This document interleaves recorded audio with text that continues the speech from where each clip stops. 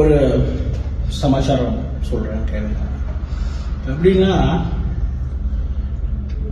நிறைய பேருக்கு நிம்மதியோ சந்தோஷமோ இல்லாமல் அன்றாட வாழ்க்கையே ரொம்ப பிரச்சனையாக இருக்குது. அதில் முக்கியமாக வந்து பார்த்தீங்கன்னா குடும்பம் எடுத்துக்கலாம், கூட இருக்கிற எந்த உறவுகளை வேணாலும் இருக்கட்டும், அதை தாண்டி வெளியில் வேலை, இது ரெண்டுமே ரொம்ப முக்கியம். இங்கிலீஷில் ஒர்க் லைஃப் பேலன்ஸ் அப்படின்னு சொல்லுவோம். ஸோ இது ரொம்ப இம்பார்ட்டண்ட். ஒரு இடத்துல பிரச்சனை ஆனால் இன்னொரு இடத்துல நீங்கள் சந்தோஷமாக இருக்கணும்.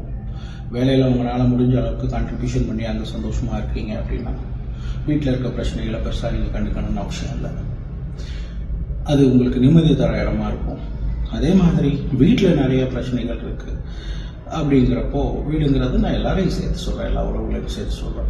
அப்படிங்கிறப்போ வந்து பார்த்தீங்கன்னா, நீங்கள் உங்கள் வேலையில் முழுசாக உங்களை கான்சன்ட்ரேட் பண்ணுறப்போ உங்களுடைய மனசும் உடம்பும் அங்கே சந்தோஷமாக இருக்க மாதிரி பார்த்துக்கோங்க. இந்த ரெண்டு இடத்துலையுமே பிரச்சனையாக இருக்கு, என்ன பண்ணுறது அப்படின்னா ஒன்றும் பண்ண முடியாது. அதுதான் அமைப்பு. நீங்கள் வந்து இப்படி தான் இருக்கணும் அப்படின்னா அது அப்படி தான் இருக்கும். பட் நம்ம ஒரு அதுக்கப்புறம் நம்மளை நாமே எப்படி சந்தோஷமாக வச்சுக்கிறது அப்படிங்கிறத பற்றி தான் நம்ம யோசிக்கணும். அப்படி யோசிக்கிறப்போ வந்து பார்த்தீங்கன்னா உங்களுக்கு சின்ன சின்ன சந்தோஷங்களை கொடுக்குற விஷயங்களை நீங்கள் அதில் உங்களுடைய டைமை கொஞ்சம் அதிகமாக ஸ்பெண்ட் பண்ணுங்க. அது ரொம்ப முக்கியம் ஆக்சுவலாக. ஏன்னா உங்களுக்கு நீங்கள் ரொம்ப முக்கியம். அதை வந்து நீங்கள் மனசில் வச்சுக்கணும். ஒன்று சொல்கிறேன், ஆக்சுவலாக இது சரியாக தப்பான்னு எனக்கு தெரியல. இப்போ வந்து நீங்கள் பார்த்தீங்கன்னா நிறைய பேர் ஒரு குடும்பமாக ஒரு இருக்கணும்னு வச்சுக்கோங்களேன். அங்கே வந்து பார்த்தீங்கன்னா ஒரே வீட்டுக்குள்ளே எனக்கு தெரிஞ்சு எத்தனையோ உறவுகள் வந்து 4 சுவத்துக்குள்ளே இருந்தாலுமே தூரமாக இருக்காங்க.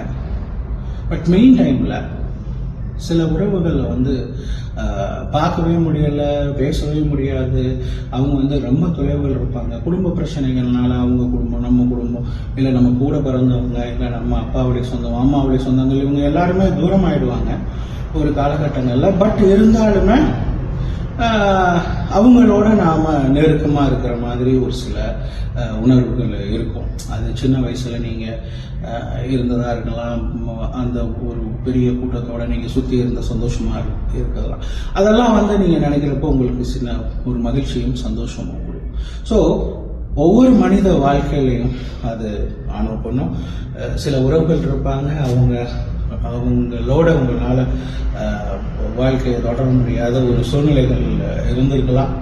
பட் இருந்தாலும் அவங்க தொலை தூரத்தில் அந்த உறவு, அது சித்தப்பா, மாமா, பெரியப்பா, அண்ணன், தம்பி, மாப்பிள்ளை, மச்சனை, அக்கா, தங்கச்சி, நீங்கள் என்ன உறவுகளை வேணாலும் எடுத்துக்க, நண்பர்கள் அவங்களே எடுத்துக்கங்க. அவங்கெல்லாம் நீங்கள் அடிக்கடி பார்த்தோ பேச முடியாது. இருந்தாலும் அவங்கள பற்றின நினைவுகள் வந்து எனக்கு தெரிஞ்சு உங்களை ரொம்ப சந்தோஷமாக வச்சுப்போம் அப்படிங்கிறது தான் உண்மை, சத்தியமும் கூட. ஸோ கூடுமான வரைக்கும் நிஜங்கள் உங்களுக்கு வழிகளை கொடுத்தா நினைவுகளோட உங்கள் வாழ்க்கையை தொடருங்க. அப்புறம் அதுக்கு மேலே ஒருத்தன் இருக்கான் இல்லையா, அவன் பார்த்துப்பான். So go with flow. வேற ஒன்றும்